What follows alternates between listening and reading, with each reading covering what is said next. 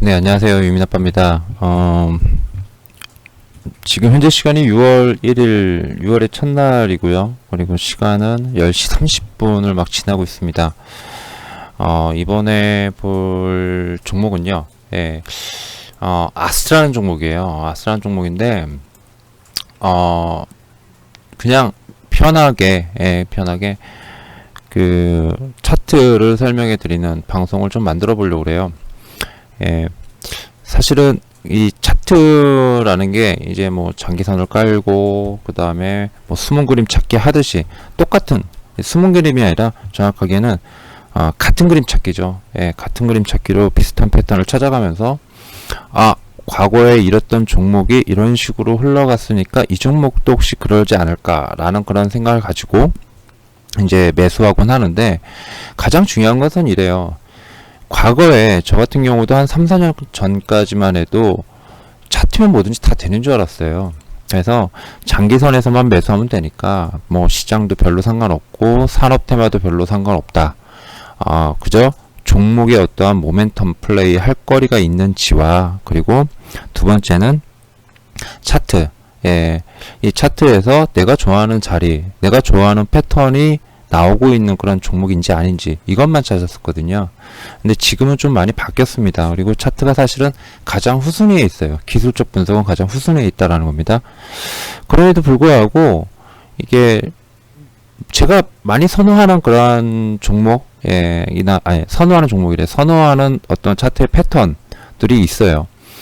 그 중에 하나가 바로 지금 아스트에서 나오고 있어서 이거를 과거에 사조산업과 함께 비교를 해드리려고 합니다. 자, 우선 아스트에 대해서 좀 간단하게 좀 설명을 좀 드려볼까 해요. 네, 뭐 대단한 건 아니고, 그냥 여러분들도 편히 한번 들어주시기 바랍니다. 제가 원래 조금 전까지 방송을 한 1시간 정도 만들다가 사실은 좀 실패를 했어요. 방송을 계속 만드는데 계속 꼬입니다. 그래서 뭐 한 7, 8분 만들고 중단하고 2, 3분 만들고 중단하고, 그 다음에 또 뭔가 말하려고 그러다가 또 잊어버려가지고, 공부해둔 걸 잊어버려가지고 이거 뭐였지 하다가 계속 중단하고 있어요. 근데 사실은 그 내용하고 아스트라는 종목의 내용하고 유사합니다. 그럼 마침 주가도 이렇게 강하게 상승을 해주고 있어서 이에 대해서 좀 가볍게 설명을 좀 해보려고 그래요. 여러분들 얼마 전에 제가 그 마스크 테마로 설명한 것을 한번 보신 적 있으시죠? 마스크가 뭐였죠? 지금 현재의 인플레이션, 그러니까 연준이 인플레이션 어쩌고 막 하잖아요. 그죠? 근데 뭐 인플레이션이 올해는 반짝 이렇게 상승하는 거고 내년엔 괜찮아질 거다라는 거를 갖다가 마스크를 예를 들어 가지고 한번 설명을 쭉 해드렸습니다. 아마 이해하기 쉬우셨을 거예요. 마스크로 설명드렸으니까. 자, 말 그대로 이렇게 보고 있는 거예요.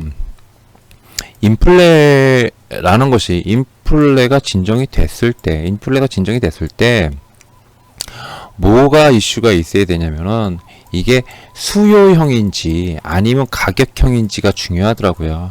즉 인플레 우려가 줄어들었어도 가격에 의한 것인지, 수요가 받쳐줄 것인지 아니면 가격이 받쳐줄 것인지에 따라서 이게 좀 틀리더라고요. 이 부분은 제가 나중에 좀 설명을 좀 드릴게요. 좀 어렵습니다. 저도 이해하는데 조금 어려웠어요. 어쨌든 이 소비가 앞으로 인플레이션이 축소가 된다라고 하더라도요, 결국에 고용이 늘어나면서 수요를 떠받칠 가능성이 상당히 높다라고 시장 전문가들은 예상을 하고 있습니다. 자, 이랬을 때 테이퍼링이 와요. 테이퍼링 논의가 시작되고 실제로 테이퍼링을 시작을 합니다. 자, 이랬을 때 우리나라 같은 경우 시장이 사실은 정치였었어요. 시장이 안 갔어요. 안 갔음에도 불구하고 어떤 소비 확산에 따르는 어떤 특이 일부 섹터들이 굉장히 강한 그런 상승세를 보여줬었습니다. 그때가 언제냐면 2014년, 15년도였죠. 테이퍼링 이슈와 함께 기준금리가 드디어 상승한다라는 것과 맞물려 가지고요. 미국장은 그때 당시 올랐습니다. 신흥국은 주가가 이랬는데 옆으로 갔는데 미국 증시는 올랐어요. 이 미국 증시가 올랐을 때는 선제적으로 대규모 투자를 갖다가 했던 소프트웨어 업종, 인터넷 업종들이 주도적으로, 흔히 빅테크라고 그러죠. 이쪽 섹터들이 굉장히 강한 상승을 해준 반면 우리나라는 중간재 그 수출업이 주요하다 보니 주가가 이렇게 움직이지 못했습니다. 대신에 수출과 관련돼서도 소비하고 직접적인 연결이 되고 있는 것들이 있죠. 예를 들어 가지고 뭐 화장품이라든지 당시에 화장품, 그러니까 중국 수요에 맞춰 가지고 움직인 케이스이겠죠. 우리나라 사람들의 어떤 수요와 이런 것들이 맞춰져서 움직인 케이스였을 겁니다. 여튼 이런 필수 소비 섹터나 아니면은 서비스 섹터가 강세를 보였었거든요. 근데 만약에 요번에도 테이퍼링 이슈가 있었다라고 했을 때는 이런 소비 섹터들과 함께 소비 섹터들, 뭐 미국 장도 그렇고 우리나라 장도 마찬가지일 겁니다. 테이퍼링이 논의가 시작돼서 테이퍼링이 딱 시작되는 그 시점 있죠. 혹은 시작된 이후로도 이 필수 소비재라 아니면 자유 소비재 이런 부분들과 함께 이런 부분들이 강세를 보일 가능성이 있는데, 여기에서도 어떤 선제적인 구조 조정과 선제적인 투자를 확대를 통해 가지고 대응할 수 있는 그러한 기업들일수록 굉장히 강한 그런 흐름을 만들어줄 수 있지 않나, 이제 개인적으로 이렇게 생각되거든요. 그렇다면은 지금 코로나나 아니면 코로나 이전 단계에서 어떤 다른 악재나 이런 이슈로 인해 가지고 주가가 좀 지지부진했던 그런 섹터가 있었을 거예요. 예를 들어 가지고 보잉과 같은 경우겠죠. 이 보잉과 같은 경우도 거기에 똑같은 해당될 겁니다. 뭐 맥스 747인가요? 저희 737인가? 그 기종에서 하자가 발생되면서 거기에 대한 투자를 갖다 중단을 했지만, 여기에 대한 합의와 함께 코로나로 인한 어떤 항공기 수요가 줄어들면서 수출이 이제 생산이 줄어들었죠. 줄어들었던 것이 어떻습니까? 다시 늘어나는 그런 현상이 나올 거예요. 당연히 나올 수밖에 없겠죠. 그러니까 요런 어떤 선제적 투자를 감행하거나 아니면 폭발적으로 생산량이 다시 재상승을 해주면서 여기에 관련된 종목들, 이런 섹터들이 테이퍼링과 관련된 테이퍼링이 이슈가 테이퍼링 논의가 아니라 테이퍼링이 진행되는 시점, 시작되는 시점이나 테이퍼링 시작돼 가지고 어느 정도 일정 기간 계속 축소될 거잖아요. 그 기간까지도 꾸준하게 상승세가 나오지 않을까라는 그런 생각을 가지고 있습니다. 좀 어렵죠. 막 혼자서 막 떠드는 것처럼. 이제 그런 측면에서 이제 뭐 아스트와 같은 이런 항공기 부품사라든지 이런 회사들이 괜찮지 않을까라는 그런 생각을 가지고 있는데, 자, 그래서 이제 관심을 가지고 있는데, 얘도 주가도 결국에는 그거하고 비슷한 유형이에요. 비슷한 유형. 결국에는 그런 모멘텀이 본격화되는 시점을 기다리는 거죠. 기다렸다가 모멘텀이 본격화될 때 강하게 어떻습니까? 뚫어주면서 본격 상승을 해준다라는 그런 개념이거든요. 자, 잘 한번 보세요. 여러분들 한번 비교해 보세요. 제가 밑에다가 이제 사조산업을 한번 깔아놨는데, 아스트의 요 자리와 지금 선들이 쭉 내려오고 있죠. 장기 선들이 쭉 내려오고 있습니다. 요 아스트와, 그리고 보시면은 사조산업입니다. 지금 어떻습니까? 이게 좀 보이시는지 모르겠어요. 요렇게 한번 비교를 해봐드리면, 요걸 두 개를 같이 보여드렸는데 화면이 커지면은 용량이 확 커져버려가지고 힘들더라고요, 보여드리기가. 근데 지금 보시면 거의 유사하다라는 거를 파악하실 수 있어요. 거의 유사하다라는 거를 요렇게 제가 좀 비교를 해봐드릴게요. 요렇게 하니까 좀 더 보이시기 쉬우실 거예요. 요렇게요. 뭐냐면은 장기선이 역배열이다라는 것은 예전부터 많이 설명드렸다시피 그만큼 긴 시간 동안 조정을 받았다는 뜻이에요. 기업들의 실적이 안 좋아서. 근데 이게 반등을 하려고 장기선 안으로 들어왔다라는 것은요. 장기선 안으로 들어왔다라는 것은 기업의 어떤 변화가 감지됐다는 거예요. 그런데 바로 변화가 감지되지 않고 어떤 트리거가 될 수 있는 뭔가가 필요하다는 겁니다. 그 기간 동안에 장기선 안에서 조정을 받는데 어떤 애들은 이런 식으로 조정을 받아요. 이런 식으로 조정을 받는 애들이 있고, 어떤 애들은 여기서 이렇게 딱 쳐주고요. 여기서 이러고 있는 애들도 있고요. 아니면은 그냥 계속 박스권을 부리는 겁니다. 정직하게 아예 고점 저점을 딱 놔두고 여기서 이렇게 하고 있는 애들이 있어요. 그런가 하면은 한편으로는 이제 사조산업이라든지 아니면 이게 사조산업이잖아요. 사조산업이라든지 아니면 아스트처럼 따박따박 마치 계단형을 만들듯이 저점과 고점을 높이면서 이렇게 나오는 그런 애들이 있습니다. 이게 사실은 계단형은 아니에요. 계단형은 아니고 계단은 정말 계단은요. 요렇게 나옵니다. 예, 요렇게 나오는 애들도 실제로 있어요. 예, 있습니다. 근데 이렇게 나오는 애들이 오히려 여기서 많이 까이기도 해서 그렇게 좋아하진 않습니다. 네, 어쨌든 잘 보시면 여러분들 나중에 써먹을 수도 있어요. 뭐냐면은 지금 보시면은 계단형인도 쉽죠. 계단형은 일단 저는 안 잡아요. 왜냐면은 보시는 바와 같이 명확하게 어떤 트리거라는 것들이 명확하게 보여줍니다. 트리거라는 게. 즉 이거 나오면 그제서야 장기선을 뚫고 간다라는 거예요. 그 전까지는 안 나와요. 안 뚫어요. 안 뚫는데 그 전까지는 어떤 흐름이 나올지 모르니까 가만히 놔둔다라는 것 뿐이에요. 그 트리거가 나올 때까지. 저 어제 막 글로 설명한 거 있죠. 예, 그냥 그거 나올 때까지 그냥 아무 데서나 막 이런 데서든 얘는 분명히 나올 거야 하고 그냥 눈 딱 감고 그냥 버티고 있을 수도 있어요. 근데 기왕지사 하는 거 갈 때 접으면 좋잖아요. 그죠? 이런 자리에서 접으면 좋다라는 겁니다. 이런 자리나 아니면 이런 자리나 잘 보시면 비교를 해보시면요. 얘도 어떻죠? 예, 요게 481선이에요.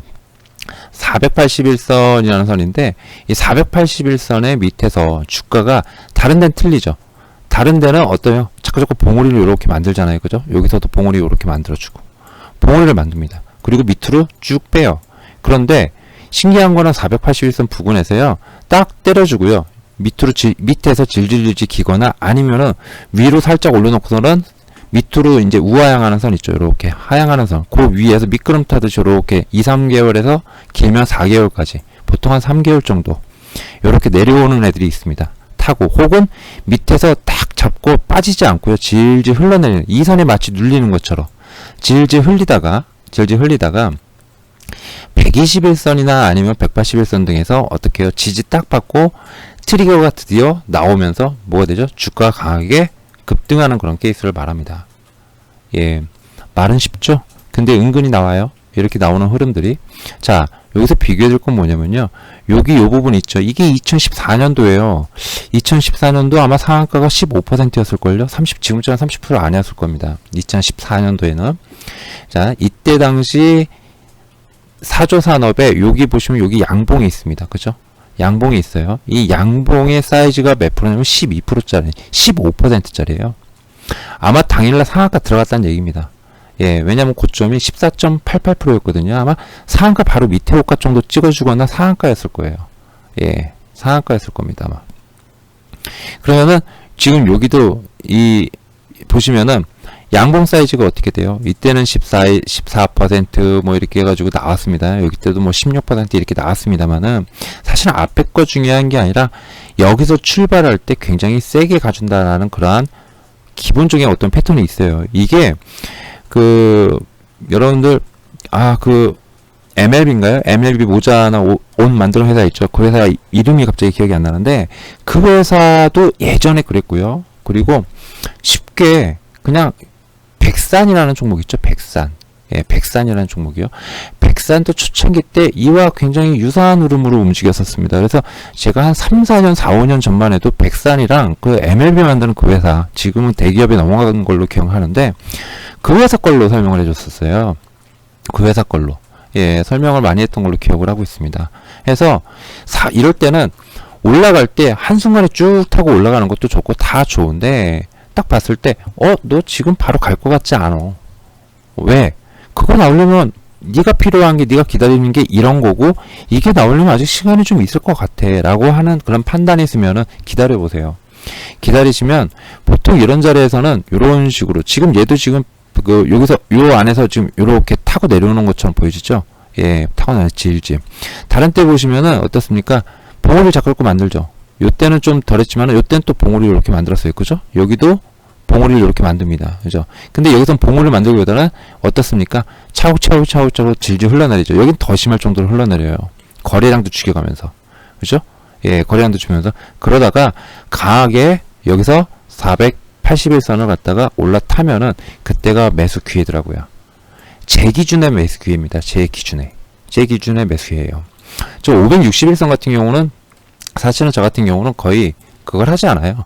예, 매수 포인트나 이런 걸로 활용하지 않습니다. 보통은 481선 부분을 갖다가 많이 하죠. 361선이나 이런 부분을 갖다 많이 하게 됩니다. 그래서 그런 부분을 한번 참고해 보세요. 그래서 사조산업의 2014년도 차트구나.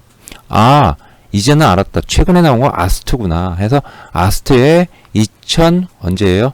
2020년 말부터 2021년 6월 달까지의 흐름. 요 흐름을 갖다가 이제 참고해서 요거하고 비슷한 거 봤는데 아스트다. 사조산업이다.